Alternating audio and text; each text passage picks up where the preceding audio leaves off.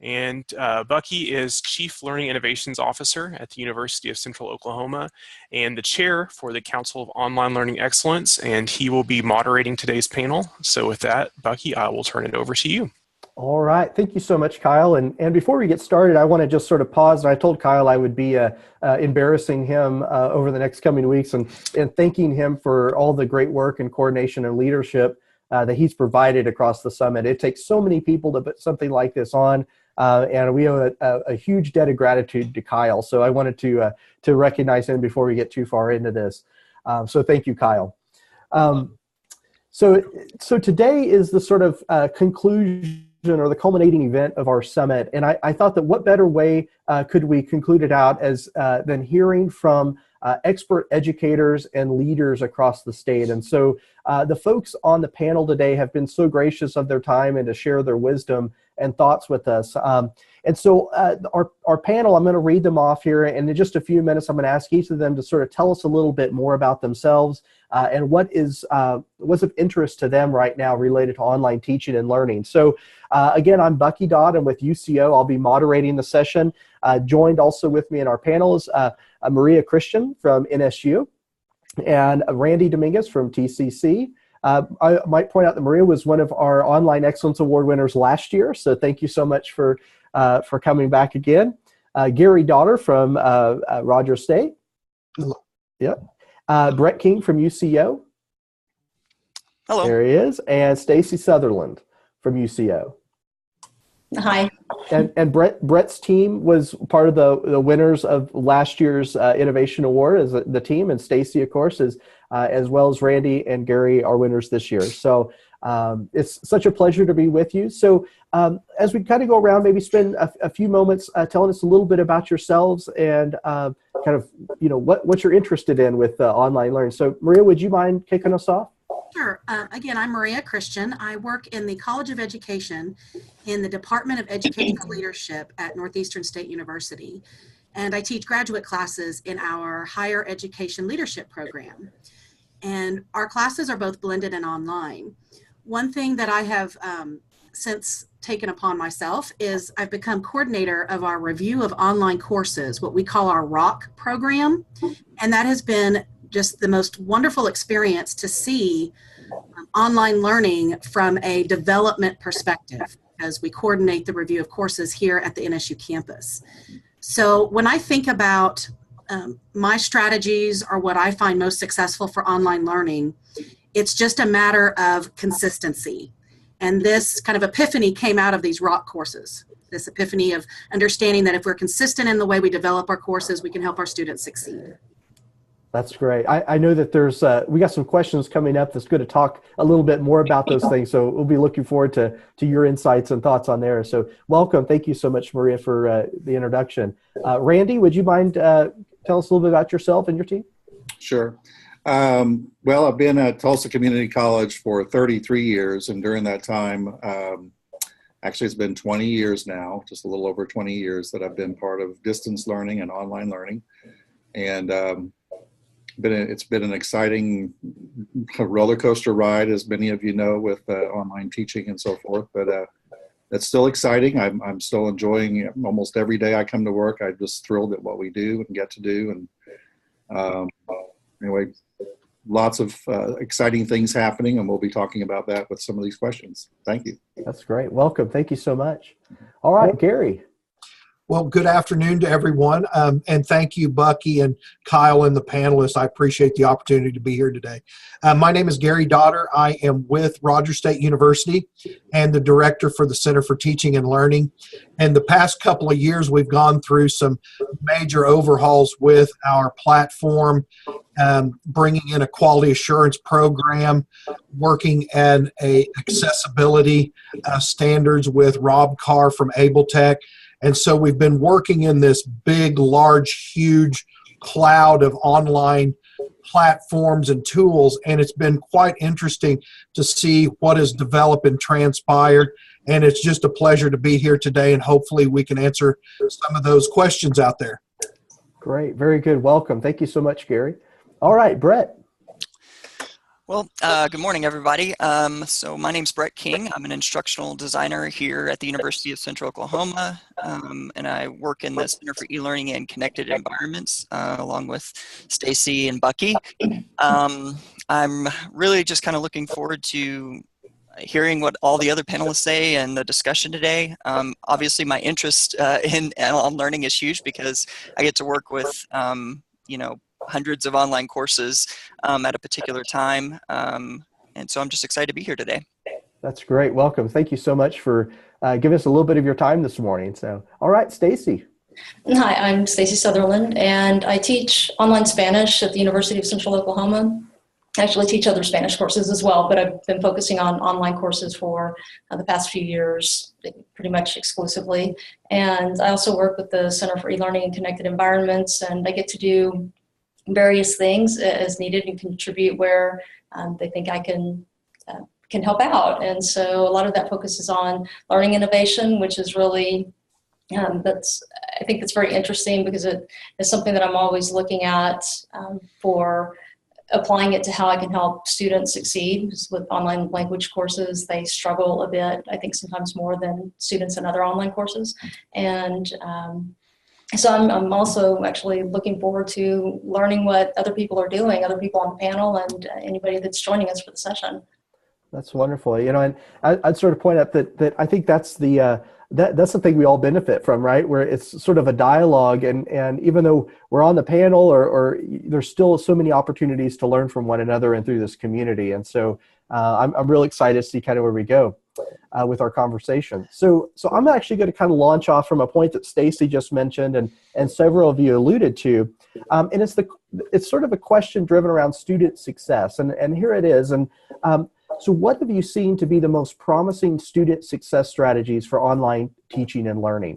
And so I'd love for our panelists to kind of, one of you be the bold one and go and talk a little bit about that question. I can join in on that one because we recently, in the past couple of years, implemented several different things to try to improve our success of online students. Our focus, and actually I went to I'm going to put a plug in for Instructional Technology Council, ITC. It's a good program for especially folks involved in distance learning and online learning. I went to one of their leadership academies, which happens every summer. And it was kind of an aha moment. They talked about, after being years and years in online learning, one of the things they asked us is, have you ever looked at the success rate of just your first-time online students compared to your regular online students? And I'd never even thought of doing that. And so when I came back, we started running reports and numbers because, overall, we always feel like, online learning, it's a good way it's a good technique and so forth, a good modality, but the success rates haven't quite even equaled on-campus success rates, but we always accepted that. Not all students are, really adept at doing online learning. What I didn't look at, though, was first-time online students were twice as bad at being successful. And so we were like, well, why is this happening? And so we started looking at some of the things that we might be able to implement. And one of the first things we did was we did not have a required orientation. And so now we require the students to go through an orientation, not only about online learning and whether they'd be a successful online learner, but about the learning management system and even about different styles of courses and so forth.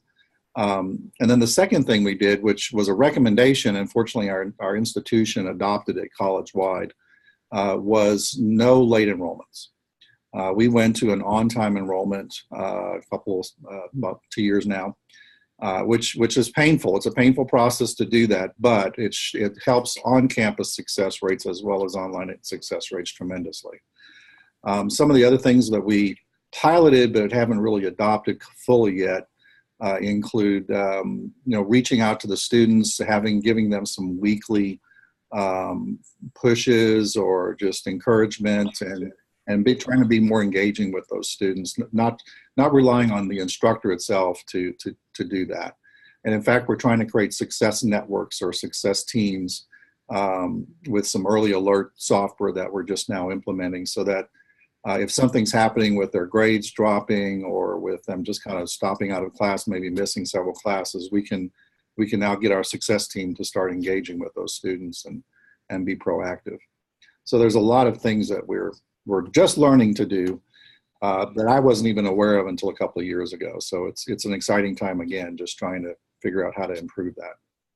That's great. And I've posted a link to the ITC in the chat area, so folks can go and check that out. And I really appreciate your thoughts on the idea of teams, because I think student success is a team sport, right? How about from our other panelists? What thoughts do you have on student success? Well, something Randy had said that made me think when he was talking about letting kind of the students have a little bit of ownership in this success factor. One thing that we have found is just kind of handing over some of the responsibility to the students in this teamwork environment, making use of those collaborative tools, whether it's the Google Docs, the Google Sheets, or collaborative wikis. And that's just coming from kind of a student perspective. But from our evaluations, we've seen a big increase in interest in those collaborative tools and making more use of those. And I know there will be a question later about upcoming technology, but just embracing those technologies that allow for more collaboration for student to student interaction, I think is key in terms of success. That's great. Yeah, that allowing ownership of the students was and that could be sort of a risky proposition sometimes, but when we do it, it can sort of lead incredible outcomes from that. So wonderful. Thank you. How about our other panelists? I'd like to talk about a point Randy made, and Maria touched on it briefly. Ensuring that our students are prepared is one of the focus points that Rogers State's been looking at for our online learners. We get a different melting pot of students across the board, and they all come in with different levels, different experiences, and that ranges from post-secondary to secondary students. But the issue here is looking at the readiness of the student, and we've prepared an online orientation, and we actually used our students to create that for the LMS. But now what we're looking at are the other areas that I feel are key to successful online enrollment, and that is, are students prepared? Are they organized? Time management skills? Are they self-directed learners? And we're looking at encompassing that in a broader orientation. And I think that's a key piece to getting success right up front, so those students feel that they are ready and prepared to take an online course. Mm-hmm. Yeah, the readiness is a key thing. And Stacy, I'm going to pick on you for a second, because you and I have worked on some online materials for the orientation of Spanish for Spanish learners. Would you mind speaking a little bit about kind of that and the results you've seen from that from a student success standpoint? Yes, I was thinking about that when Randy and Gary were just mentioning the orientations, and I think Lene Weisenhut, when she did a session yesterday or the day before, she was talking about the university system-wide orientation and also course-specific orientations. And we did, UCO had something in place at the time, but we were still having a lot of issues with the online Spanish startup. And part of it relates to just when they enroll in the staggering enrollment, which goes on for about a week here. And we found some strategies to help with that as well. But at one point we had the issue where we had been bringing students on campus for a required face-to-face orientation, and then for various reasons we couldn't do that. And so Bucky helped brainstorm quite a bit about ideas for replicating some of what we were doing in that in-person session online, and we developed 3 modules that are required, and they're fairly brief, and students can, if they read things thoroughly, if they're fast readers, they can do them in 10 minutes each. So it's not a huge time commitment, and they have some self-assessments embedded in there, and also links out to the system-wide, are you ready, like online preparedness, are you ready for online learning, I think is what we call it. Anyway, the technology was fairly new at the time, and it looks appealing to students visually, and I think when we asked students, more so initially, to kind of see how it was going and what adjustments needed to be made, they overwhelmingly said that it was helpful, and those that We asked them if they read it thoroughly, if they just kind of skipped through it, if they didn't read it at all. And those who said that they didn't read it carefully, even though we kind of checked for that and did some resets to prompt them, they tended to say that they wish they had, because they ended up going back and reviewing them throughout the semester. There's a nice thing there is that we were able to anticipate questions that we get, or that we might get. We thought about the types of questions that we get in email from individuals throughout the week and that semester startup week, and answered some of those. And we made, after they complete the initial review of the modules, they're available throughout the semester for 24/7, anytime, anywhere, just-in-time help. In addition to the other materials that we have for answering some of those frequently asked questions. Another thing that we did was, with some approval from Academic Affairs, we tied that to the completion of the modules. We tied that to continuing in the course. So we give them quite a bit of time to do those. We open the courses early. They are required, and they have until the second Monday of classes. So anybody that enrolls late still has 3 full days to complete those, because I think our enrollment cuts off on Friday, and so they have until the midnight on Monday to complete them. And Academic Affairs allowed us to kind of say, if they don't complete this, they don't continue in the course. And we help them and we remind them and give them lots of prompts. But short version is that overwhelmingly faculty and students have found that it leads to a much smoother semester startup. And I think that helps students succeed and get a better start in the course.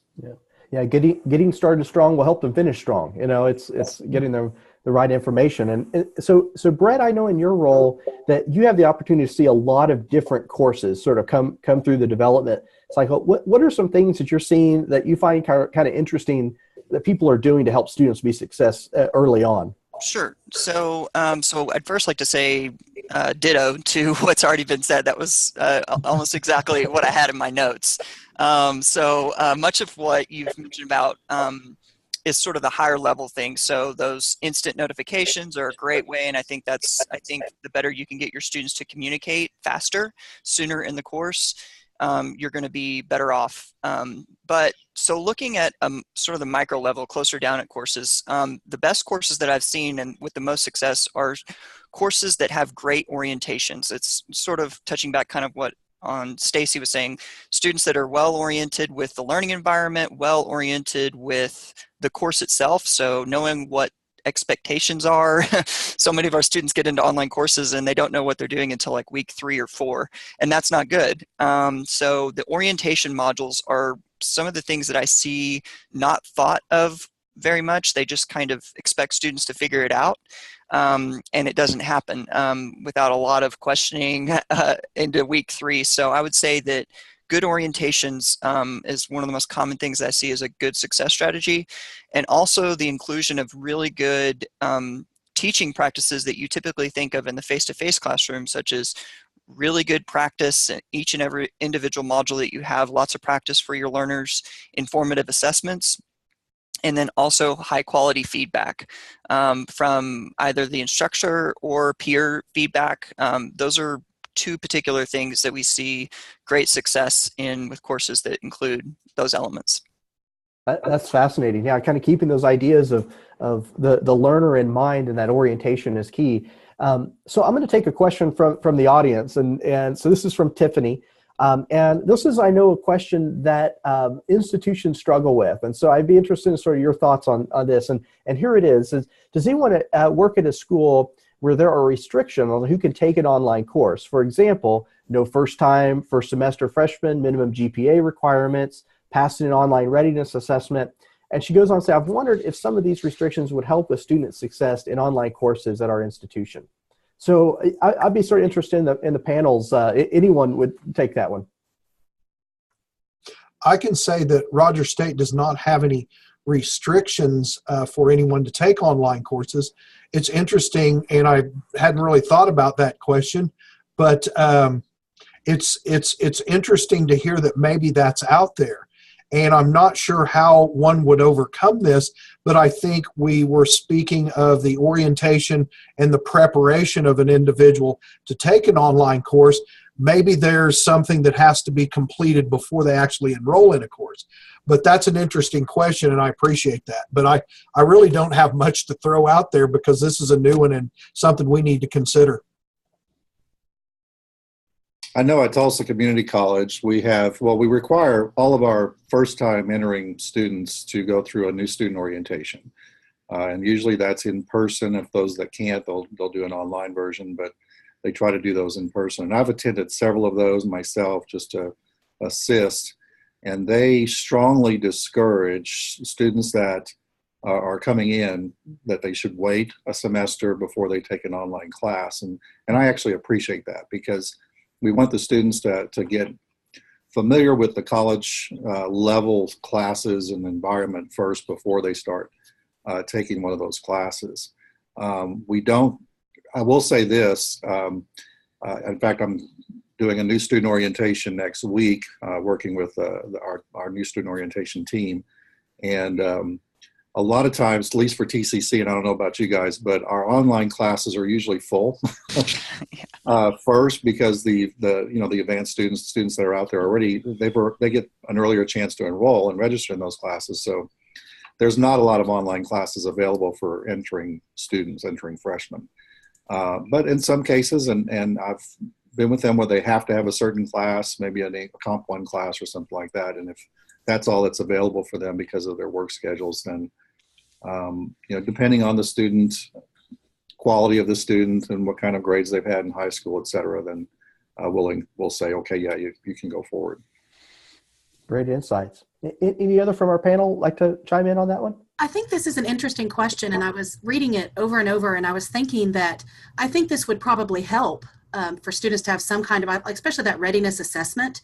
I know a lot of online courses have like a built-in assessment. Are you familiar with the navigation of the course as part of the orientation module? But in terms of being able to actually enroll and enter the course, that's an interesting perspective. What I question, though, is even if a student isn't 100% ready, part of being in the course is figuring it out. It's that learning curve. It's that getting in and navigating and then understanding. I would be afraid if we did too much assessment prior to that we would limit those students who could probably do very well if they were just given the chance to get in and navigate. Mm-hmm. Yeah, the kind of figure-outers, right? Mm-hmm. Yeah. Those are, these are big questions that, and, I think, at the very core of I'll go back to distance learning, right? Even before sort of online, there's many different, at the core of that is the idea of access, and so I think at the beginning is how do you continue to maintain access while supporting strong student outcomes and learning and things of that nature.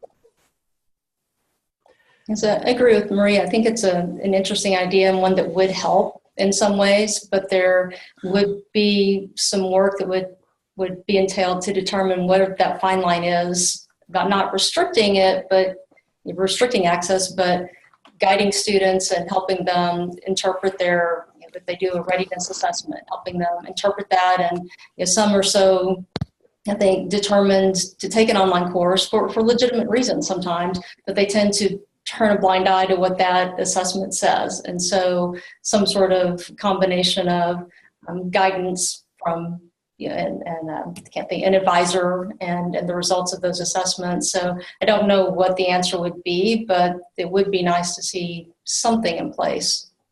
Yeah. And there's a discussion going on in the chat. I would encourage you to take a look at that around a tool called Smarter Measure, which is a non-cognitive assessment for readiness in online learning. So I've posted a link to that in there, and you can take a look on to that. I think the comments are really good. I'm going to move us on to our next question because I think it's a very natural sort of transition point. And the question is, what do you see as the most critical issues that we should be thinking about related to online learning over, let's say, the next 5 to 7 years?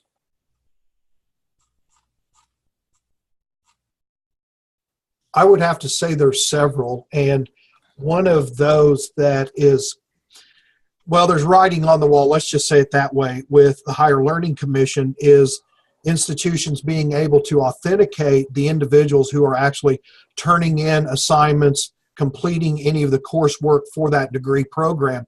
And I think there's a lot of individuals scratching their head trying to figure out, how do we do this?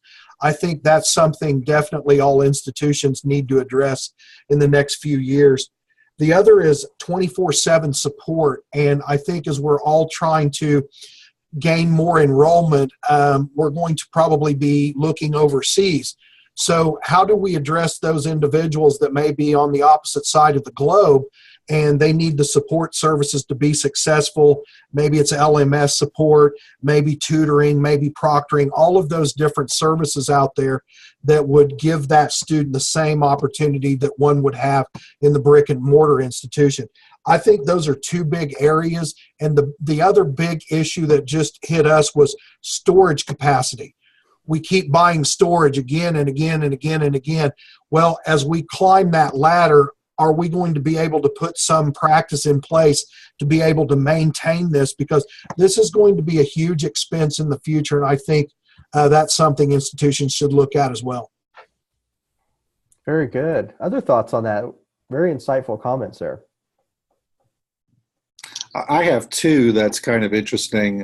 Again, I'm going to put a plug in for ITC, the conference that I just went to back in February. They mentioned two things that were just like, oh my gosh, I didn't even think about those. But the first one is, I guess there's some experts out there nationally that are saying that we're going to probably see a lot of bankrupt universities and colleges in the next 5 to 10 years, and that we're going to have a lot of online learning growth because of that, because of just the finances of having brick and mortar colleges and universities. And we've kind of seen some of that even kind of happening here in Oklahoma.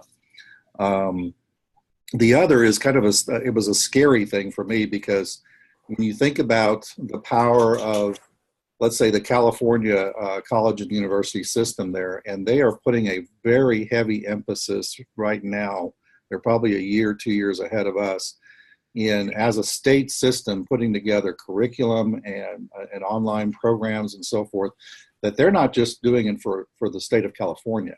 They're planning to come our way with these programs. And like University of Phoenix, they want to beat University of Phoenix. They want to beat all these others and become the online college for the United States. And Florida is trying to do the same thing. And so we've got some big entities out there that are going to be our competition in our backyards. They may not be able to compete with our pricing, but that may not matter. Yeah. Yeah. We've seen many trends kind of in that area, and that those trends filter down into not only the economics and operational side of things, but also into the teaching and the learning dynamics that are involved there as we deal with scale. Excellent insights. So I kind of agree. There's a push for value in higher education. What value does higher education play in the current world? And when we look at industry, when we look at the push for open courseware and open educational resources, you are more and more in the future, you're going to be able to go out and get these things without necessarily attending a university or enrolling at a university.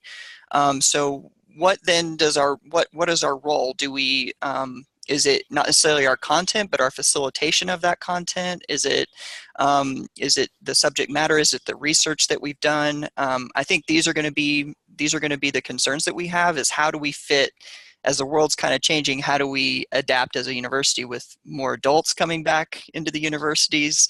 How do we adapt and change with that? Because you're right, it is more and more a push for online, more and more a push for how do we see curriculum attaching to industry? And so I think those are some of the things that we're going to be challenged with. Excellent, yeah. Well, and I agree as well with the other panelists, is the idea that we have to, I guess, be more mindful of what the students really want. We have to break free of some of those traditional roles and understand that they want, it is a changing world, and they want different types of classes and different access, and we have to be able to move and change with that. Mm-hmm. yeah, what worked today may not work tomorrow, right? Great. And I think that idea too of, what works for one student might not work for all students. And so using these new learning models and creating innovations that help us personalize learning experience for students will be important, and also keeping the costs down. So I don't know how we'll be addressing some of those things, but that is something that I'm looking at more and more in my courses as well. Yeah, I think it's kind of interesting, and the panelists have kind of talked a little bit about this in whole there is that even in experiences that we sort of consider to be the cornerstone of the collegiate experience, and I'm thinking like, your general ed courses, things like that, I believe those even have to move towards differentiation, right? How do you differentiate something that's special and that's not just a commodity, right? That it truly is a value on a learning level for people that try to achieve their goals there. So this kind of, I think, really moves us to a really great point in our next question, because, and Brett kind of touched on this, is, do we really differentiate on the facilitation, on the teaching, on those interactions that we place? And I'd be interested in what advice you might give someone, maybe folks who are on the session today, seeking to grow their online teaching and learning skills. And so this is kind of like, I'm trying to be better. I'm trying to do this, how do you get better, right? Well, I'm going to put a plug in for Quality Matters. I just love their Improving Your Online Course workshop that they have now. It's tailored to that very instructor that's been teaching online, and they're like, well, what do I do to go to that next level? And I think things like that are just terrific opportunities for targeted, let's see how I can improve what I'm doing now and improve it for my students in the future. I would latch onto that too. Quality Matters has another program, Teaching Online Certification, where you cover various aspects that are different than brick and mortar teaching that are applicable to online, such as presence, the theories behind how individuals prefer information, policies. It's a well-rounded program. There's 7 workshops within that certification, and it's something everyone should check out because you learn quite a bit and you learn a lot about yourself. Very important, and it's a good program. Well, and I think too, opportunities like this today is learning from each other, taking good notes and finding out what other people are doing. So any professional development opportunities, we can share ideas and we can give each other advice. I agree, Quality Matters has been wonderful. Their programs are awesome with some really great insight, but also just talking to each other, communicating about what we're doing. Mm-hmm. It's kind of what I was thinking. The same advice that we give our students is to engage and, at every opportunity, and also maximize the resources that you have, whether it's your peers, people that have been teaching online for a while. There are a lot of free online resources, which I think is great in this time of limited funding. And a lot of the online instructors in my area are adjuncts, so they don't even have access to the limited funding that some of us have.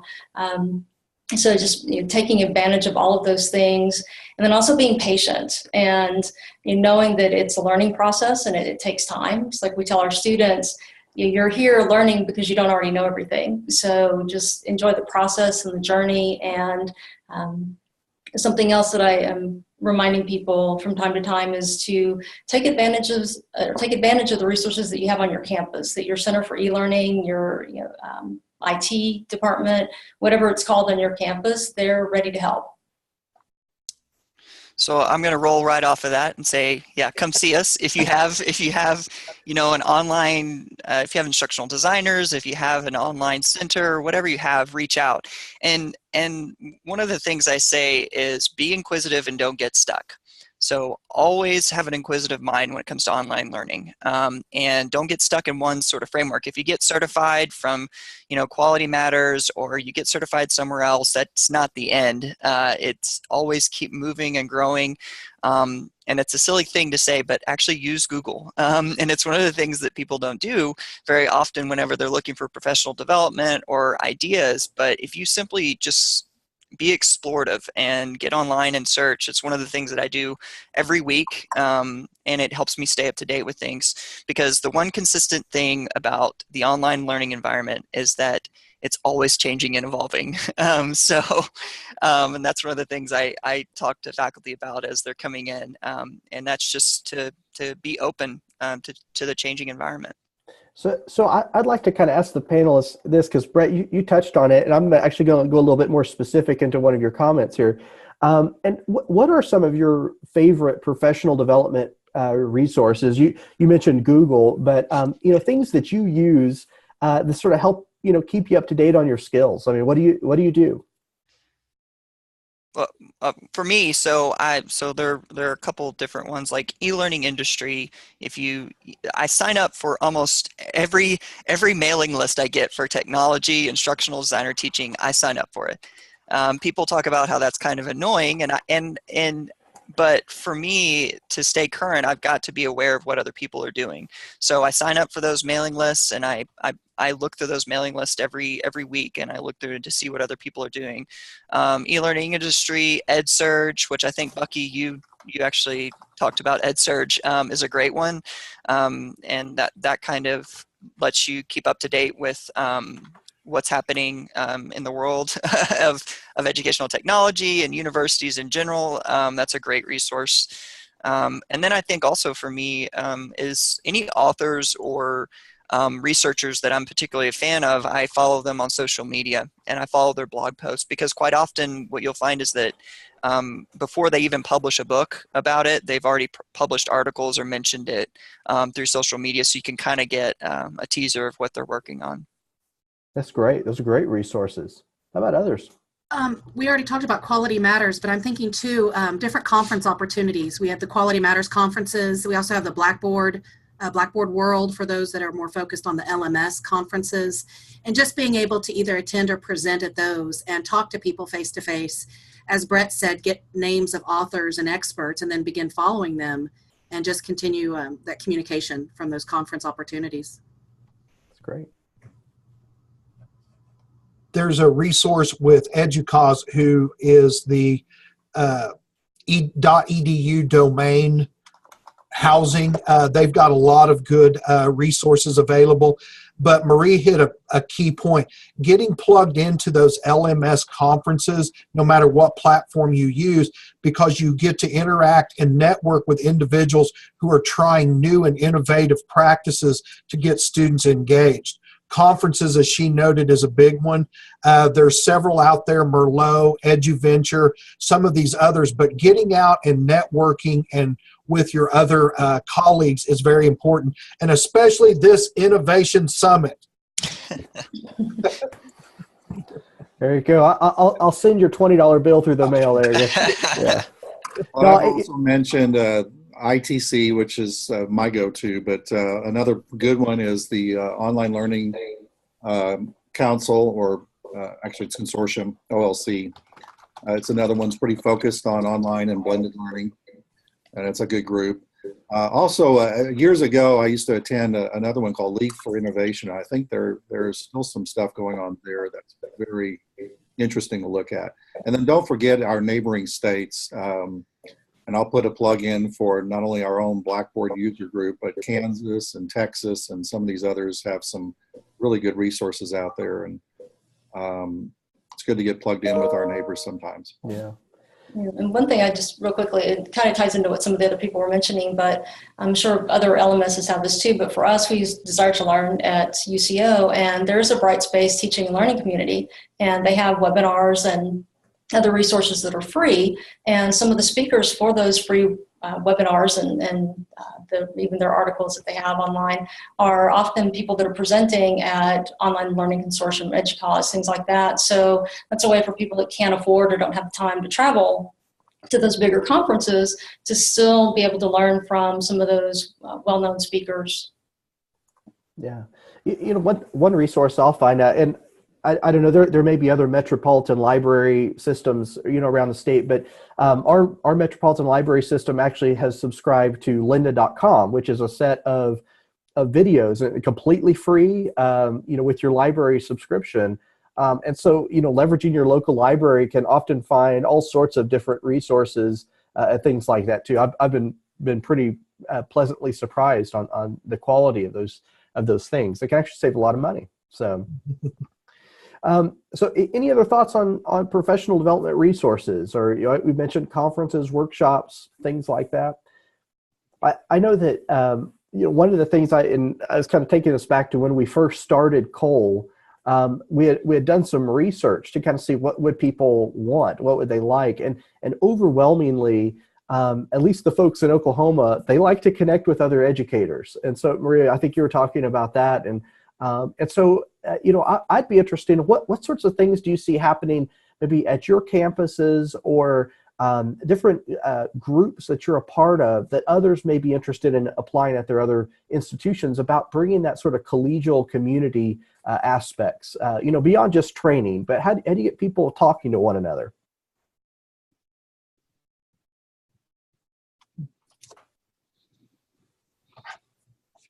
Well, I'll mention something. Earlier in my introduction, I talked about our ROC program, which is our review of online courses. And one thing that I've noticed through that program is that when we form teams, we use the Quality Matters platform, and we form teams to review our own institution's courses.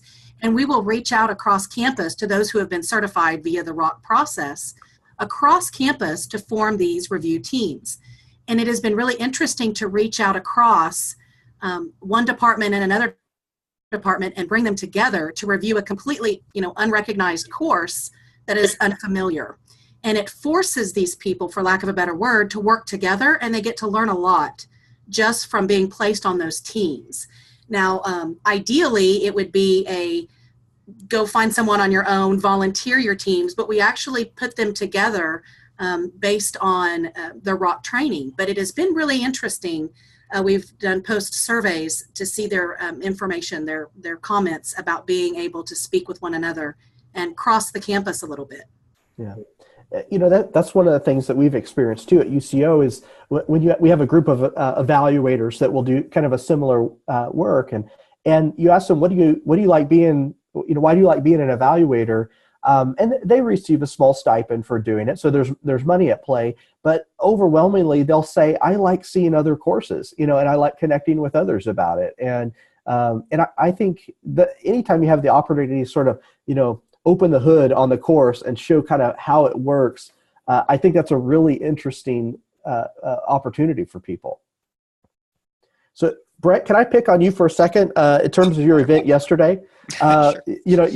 So one of the things that I talk about community, I know your group does the e-learning cafe. Would you kind of talk a little bit about that? Yeah, so sure. So we started a series called E-Learning Cafes, which is a monthly series where we bring in faculty at both full-time and adjunct who are interested in learning more about online learning, and we hold professional development sessions and conversations with them. Yesterday was a student panel where we brought in students from various disciplines to hear what they say.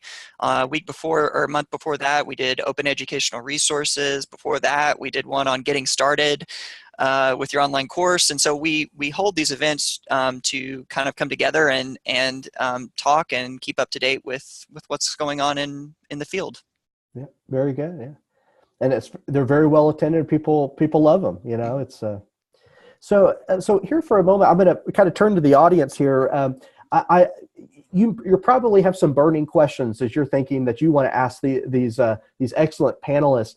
As we're sort of wrapping to the end of our session today, I would love for you to post those in the chat area, and I'll ask those to the panel for you. While you're doing that, so kind of get those uploaded there. While you're doing that, I have a question for the panel, and it's kind of deals with technology, right? Technology is a part of our jobs that is inevitable. We work with it, right? Whether it's a pencil or high tech stuff.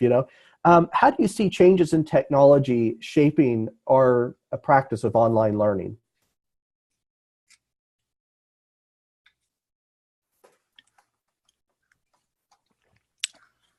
Okay, so I'm going to go because so I get this question a lot, actually. It sounds like something you'd be asked in like an interview, right? For a technologist position or. Brett, what's your greatest weakness? Yeah, right. But it is something I get asked a lot because people are always wondering what technology. And so I give them this response. And so for me, it's backwards. It's actually, I think it's a shift in perspective on technology and how it affects us. So how does teaching and learning influence technology? Because so many times we put the technology first and we think, okay, how can I make this technology fit into my teaching and learning and practices? And that's not the way we should look at it. It should be designing good instruction or doing activities. We should start with those activities and think about what works, what doesn't work, and how can technology actually improve that process. And so learning should drive our efforts, not the technology. And so one of the big talks today is VR and AR, right? So artificial reality and virtual reality are both things that we want to incorporate in our classroom. But instead of thinking about it that way, it comes down to how can you get good teaching and learning aligned with those technologies, not the other way around. So that would kind of be my response to that, and hopefully that would pass the interview question test too. You're hired. That's great. What are some other thoughts? I still would like to see competency-based education really take a foothold. I think the biggest issue we have nowadays is time, and we see that a lot where students come to us with some experiences. And we still say, okay, well, you got to take this class and you got to go through this 16-week class. And well, I already know some of this stuff. Well, but there's not a real way to kind of say, okay, well, what do you know and what do you not know? And can we fill in those gaps? And so I think, I'm starting to see it in some disciplines where competency-based education is working well. But it would be neat if there was more and more of that type of thing where you can, instead of taking 16 weeks, you can just focus on those areas and maybe you'll get through a class in less than 4 weeks. Yeah, I think that one of the best ways I've ever heard it described to me was, for so many years we've talked about time and place, and competency-based education is about path and pace, and I think it's a very sort of different dynamic that we have to look at. So Gary, how about you? What are some thoughts you have on technology? I know you're all over this, right? Well, first of all, you got to work the technology to unmute yourself. Hey, thanks for the. I wasn't even looking at that. I was thinking about that through Brett and Randy's answers, and I'm thinking, I sit there and try to trick Alexa every day at my home. And I'm thinking, what would happen if we actually put an AI and we look at Watson and some of the commercials out there with the airplane and all of that? What happens when we get to that point?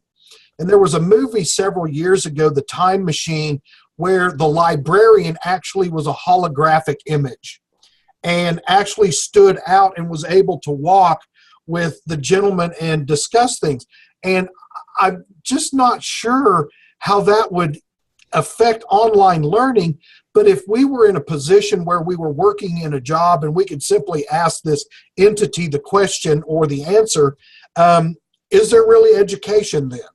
So I'm trying to wrap my head around it, and really this question stumps me. So I'm actually just blathering right now. I don't really have an answer, but it's interesting to see all of this and hear these different opinions about this. Careful, Gary. You may give Amazon an idea that they can do education. They're probably listening. Yeah. He was verging on some pretty philosophical thoughts there. Yeah, that's pretty good. Yeah, that's great. Maria, how about you? How are you seeing technology shaping what we're doing? Well, I just think, again, it's just a matter of access. With the technology, we have better access. More people can engage in the courses, the whole breaking down of barriers. And that's the whole idea of online education. And I think what Brett said was important too, the whole idea of virtual reality, artificial reality, and being able to really branch out and attract more people to this online education idea. We talked earlier about 24/7 access. the more we branch out and the more we allow access to people all over the world, brings in all new problems and hopefully solutions for making sure everyone has access at adequate times. Yeah, access is a big thing, and when we look at the interface that we often have with students, it often is the technology interface that enables a lot of those things to happen. And I think going to Brett's point is that the emphasis on the learning first mentality, I think, allows us to be better designers and consumers and architects of that technology enabled environment. So, Stacy, how about you? What are some ways you're seeing and using technology, how that's shaping what we're doing?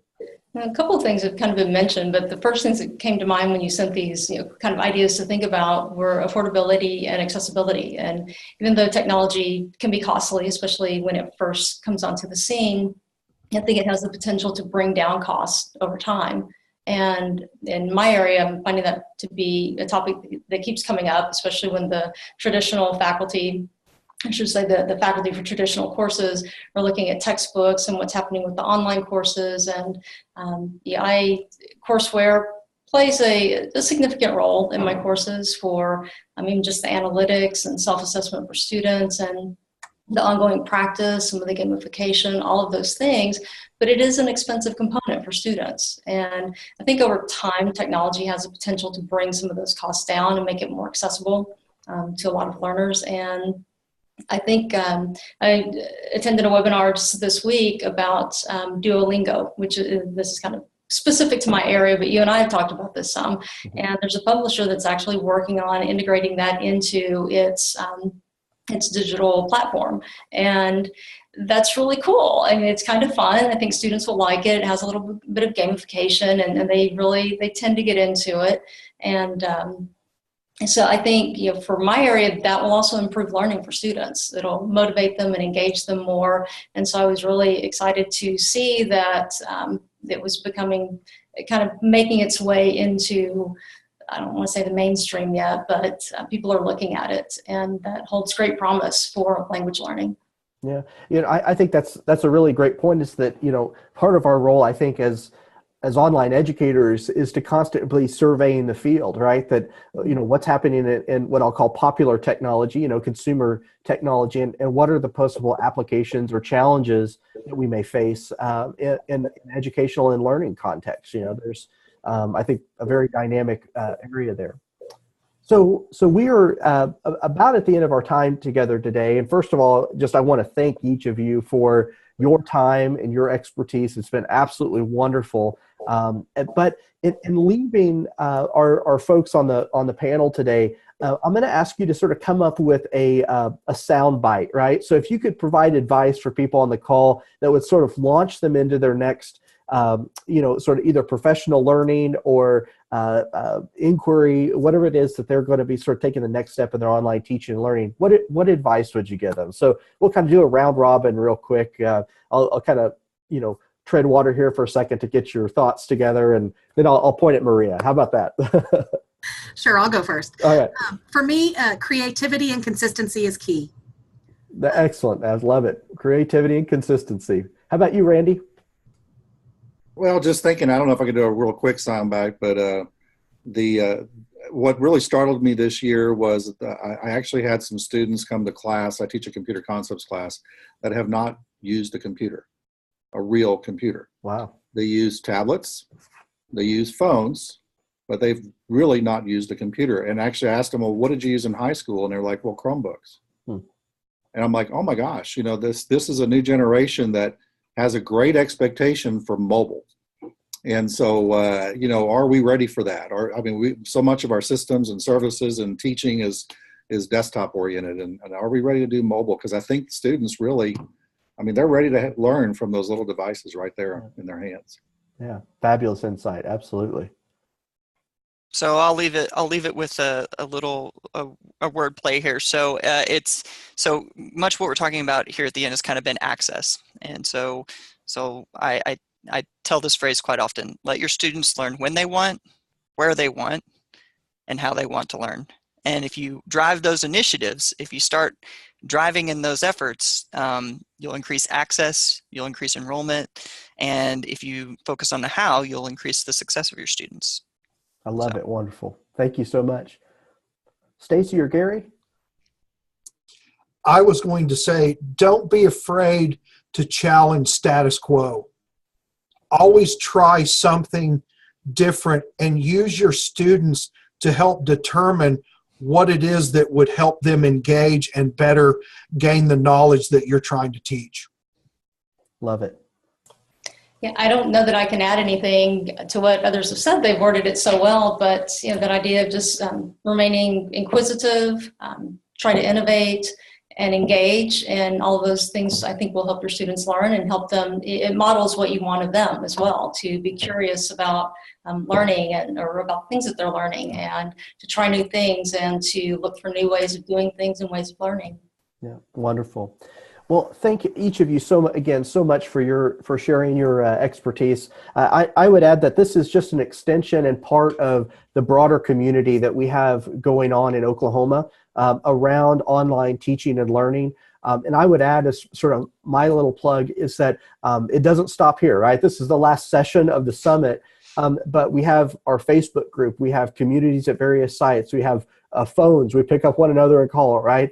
The idea is that we keep the community vibrant and going. And I think we have a great foundation of educators and professionals that make that happen. So again, thank you all so much for your time, and thank you for everyone joining the call. I'll turn it back over to Kyle now. So. Wow, what an incredible way to end this year's summit. And I would just like to add from a state system perspective that we are incredibly lucky to have so many amazing thought leaders in online learning here in Oklahoma, and not only to have them, but to have them willing to share their expertise. And there's been an incredible community created here in Oklahoma for online learning and furthering our system. So thank you all. Thank you, Bucky, for chairing Cole and your hard work throughout the year. As Bucky mentioned, the summit is a part of what happens here in Oklahoma with online learning, but it's just a part. Work goes on year-round to improve the experience for our students, for our educators, and Bucky has really been instrumental in moving that forward. So thank you for your hard work throughout the year as well. For everyone joining us today, thanks. I know just looking through the list, a lot of you have been in every session during these 2 weeks, and we appreciate your participation so much. As you've heard me say throughout the week, all of these sessions are recorded, and they're in several places. They're on the Summit website, onlineexcellence.onenet.net. They're in the Facebook group, which will continue to be a place throughout the year, not just during the summit, that conversations will occur and that helpful information is shared amongst the community. And all of these recordings are also on our YouTube channel, which was just created. So please, if you want to go back and watch something again to get some information that you may have missed, if you want to share these with colleagues, not even just in Oklahoma, but anywhere, feel free to do that. This has really been a very high quality professional development experience these last 2 weeks. So hopefully we'll get a lot more tread or traction out of these, not just during these 2 weeks, but also through the recorded portion. So thank you once again, everyone, for joining us. And I look forward to working with everybody throughout the year and also to our next year's summit. So we'll see you all soon. Thank you all. Thank you.